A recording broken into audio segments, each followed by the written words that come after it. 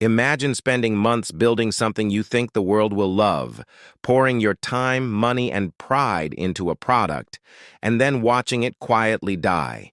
No drama, no one headline, it just fades. Why does that happen to so many young founders? Spoiler, it's not always the spreadsheet or the marketing. Sometimes it's the way our minds are wired. Let's talk about that. Hey, glad you're here. If you clicked on this video, you probably want to do more than commiserate over failed ideas. You want to understand why so many startups, especially those run by young founders, don't make it. I'm going to walk with you through the quieter, less glamorous reasons. The psychological traps, the thinking errors, the emotional load. This isn't a lecture. Think of it as a long, honest conversation, like grabbing coffee with someone who's read the reports, talked to founders, and dug into psychology to figure out what usually goes wrong. First, let me throw you one cold, useful fact. When researchers analyze hundreds of startup postmortems, the number one reason startups fail is simply that there isn't enough market need for the product. It shows up again and again in the data. A very large slice of failures come from building something people don't actually want. That's a business problem with a psychological twist. For the classic breakdown of startup failure reasons, see the CB Insights analysis. So let's start where most founders start, with an idea and a story. The idea feels right, powerful, elegant, sometimes obvious to the founder. That feel is what I want us to inspect first, because it's where a lot of the mental traps begin. When you're young and hungry, passion is your fuel. That's a beautiful thing. But there's a subtle switch from healthy passion to ego-driven proof-seeking. Founders convince themselves a product is needed because they want it to be needed. This is classic confirmation bias. We look for evidence that confirms our hopes and ignore the stuff that doesn't. Daniel Kahneman, who gave us the System 1 System 2 framework, explains how the mind builds fast impressions, System 1, and then leans on those impressions unless the slower, effortful System 2 actively checks them. In startup life, System 1 loves good stories. This app will change everything. But those stories can trick you unless you force deliberate, skeptical tests. Kahneman warned that our minds are quick to settle on explanations and overconfident about predictions. Exactly the pattern that leads good founders to overlook whether customers actually need what they built. A practical test.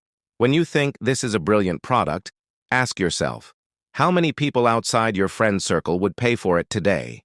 If that question makes you uncomfortable, you're standing at the edge of a classic founder trap. Product market fit is business speak for people actually want to use and pay for this. It's the outcome of lots of small, honest experiments. Eric Rice insists that startups are experiments. Build something small, measure how real users behave, and learn. That loop, build, measure, learn, is the antidote to wishful thinking. The reason so many early businesses fail is that they avoid the discomfort of testing assumptions in public. Instead, they polish the product in private and then launch to silence. Psychology. Running real tests forces you to confront conflicting emotions. You're asking the world to judge something you poured your identity into, which is vulnerable. So founders often delay these experiments or design them to produce flattering answers. That's not malice, it's fear. If you want to beat that fear, reframe experiments as learning rather than validation. That mental shift is powerful. Learning is something you can succeed at every day, regardless of whether the product wins immediately. Here's another psychological villain, sunk cost thinking. You've invested months, maybe years. Walking away feels like loss. Humans hate losses. Behavioral economists call this loss aversion. Losses sting about twice as much as equivalent gains feel good. So a founder keeps throwing resources at a project that's not working because stopping would mean admitting a loss. That's the sunk cost fallacy in action. It's worth a minute to separate identity from investment. If your self-worth is tied to I am the founder of X, then pivoting can feel like a personal failure. But founders who survive, and even thrive, learn to treat ventures as experiments rather than permanent reflections of identity. You update your hypothesis, you iterate, or you move on. That mindset reduces the emotional cost of pivoting. You've probably heard of grit. Angela Duckworth popularized it as a predictor of long-term success. a mix of passion and perseverance. Commitment matters. Sticking with something through the grind is often what separates success from failure. But there's a distinction. Grit is purposeful persistence, not stubbornness. If you stick to something because you're learning and adapting, that's grit. If you stick because you're terrified to admit you were wrong, that's just being stuck. Duckworth's work shows perseverance is valuable, but only when paired with reflection and adjustment. So how do you tell grit from being trapped? Measure learning. If your efforts produce new evidence, new customers, or clearer hypotheses, keep going. If you're repeating the same failed approach and only the intensity increases, step back. Young founders tend to be optimists, which helps with resilience but can sabotage planning. Overconfidence bias leads entrepreneurs to overestimate how quickly they'll acquire customers and underestimate costs. And optimism bias makes worst-case scenarios feel implausible. This is why many startups run out of cash.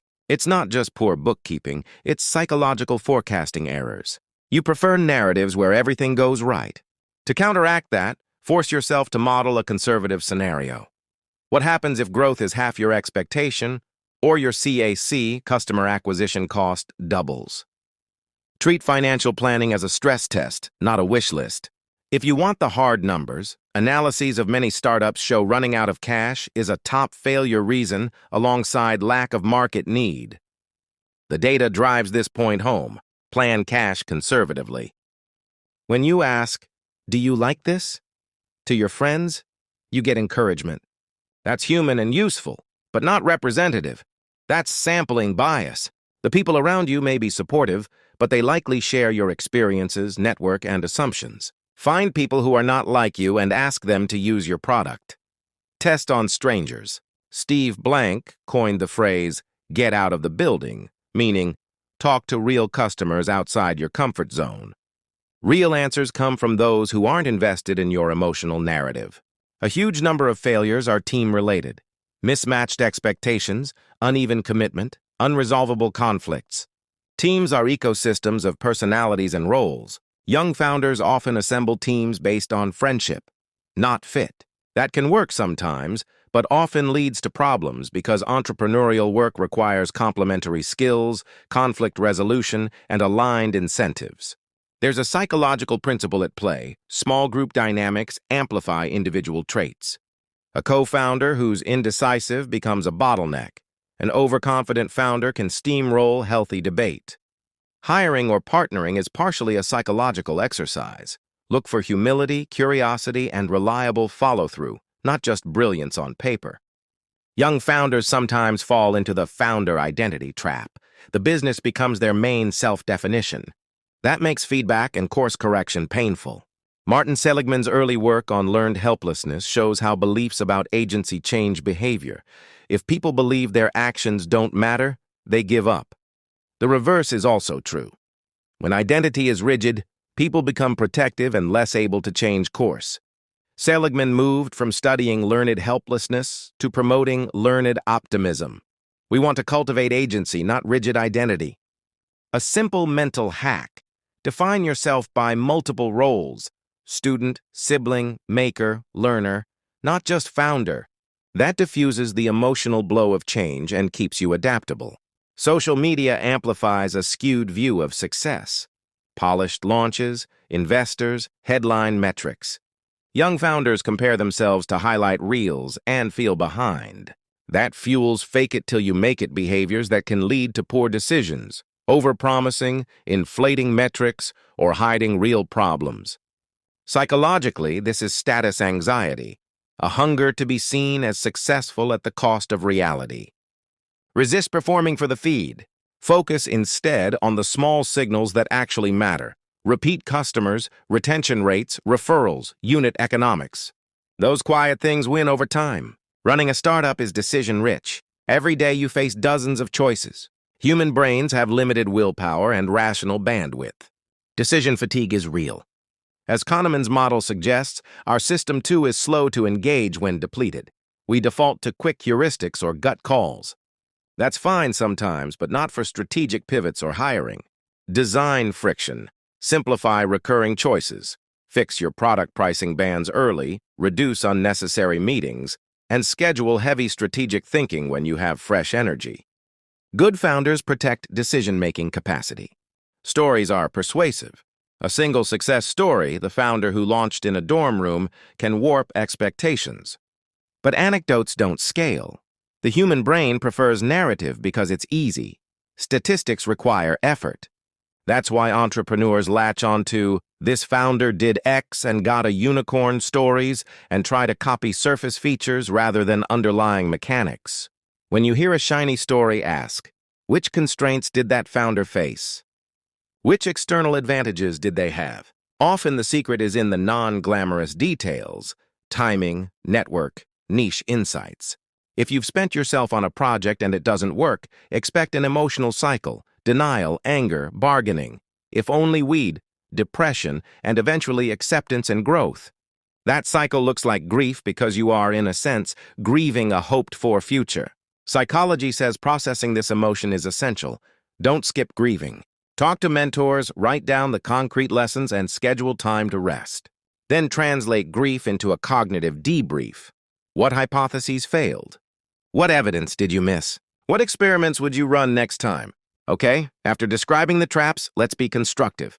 Here are practical steps that map to psychology. 1. Run quick, painful tests early. Build very small experiments that force customers to vote with their wallets or time. Frame them as learning, not judgment. Eric Ries's Build, Measure, Learn. Recruit cognitive diversity. Hire or advise with people who think differently. A contrarian view will surface hidden flaws. Use pre-commitment devices. If you fear quitting too soon, set external milestones, e.g., 3 months of X revenue target, and agree in advance what happens if targets aren't met. That reduces sunk cost impulsivity. Normalize disconfirming evidence. Ask customers, what would make you never use this? As often as, what do you love? Negative feedback is gold. Track learning, not vanity metrics. Keep a simple log. Hypothesis, experiment, result, insight. That trains you to value evidence over ego. 6. Guard decision bandwidth. Schedule deep work times and enforce short decision windows for tactical issues. Practice identity pluralism. Cultivate other roles and hobbies so your emotional stakes in the startup aren't all or nothing. 8. Build resilience rituals. Sleep, modest exercise, and small social rituals reduce reactivity and improve judgment. 2 quick quotes that help founders reframe. Carol Dweck's growth mindset reminds us that abilities develop through effort and learning, a perfect frame for founders who must iterate and adapt. Dweck emphasizes that improvement is the product of learning and persistence, not fixed talent. That perspective reduces shame around failure and promotes experiments. Daniel Kahneman's system. 1 System 2 Insight reminds founders to slow down the big decisions and let slower thinking examine intuitive choices. If you're in a hurry to scale, build a pause moment before big bets. And a practical entrepreneurship nugget from Eric Ries. The fundamental activity of a startup is to turn ideas into products, measure how customers respond, and then learn whether to pivot or persevere. Repeating that in your head each week will save you months of ego-driven work. I want to be careful with name-calling, but let's use anonymized or widely known learning points from real cases you've probably heard of. The too nice product case. A hardware product with beautiful design but expensive parts and no clear daily use case failed because early testers loved the object but didn't change behavior. Lesson: love from friends, repeat purchase from strangers. The growth at all costs case.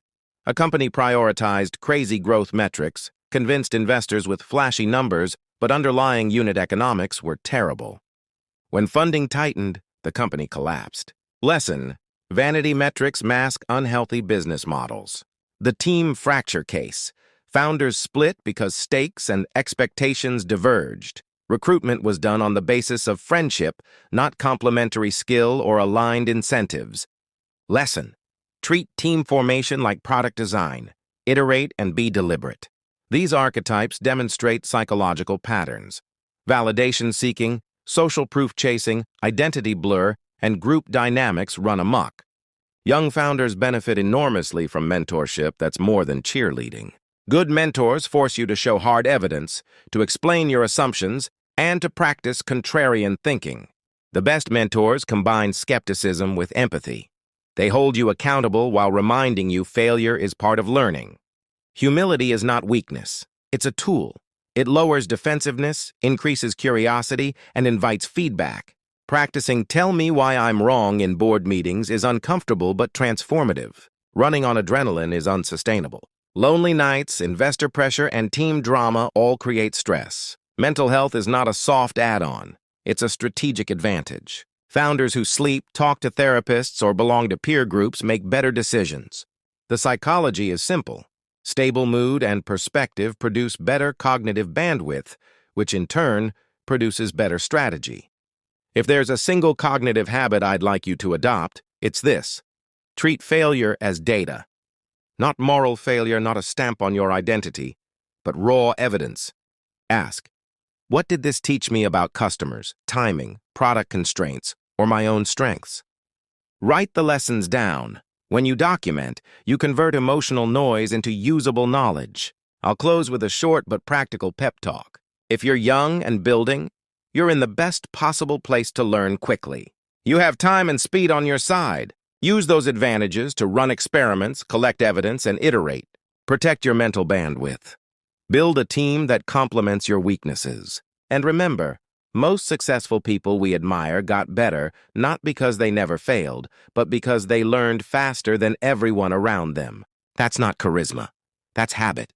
Let a few practical mantras guide you. Measure to learn, not to impress. Keep experiments honest. Ask inconvenient questions first. What will make customers never use this? Protect decision bandwidth. Deep work, constant meetings. Diverse feedback, echo chamber. Get out of the building.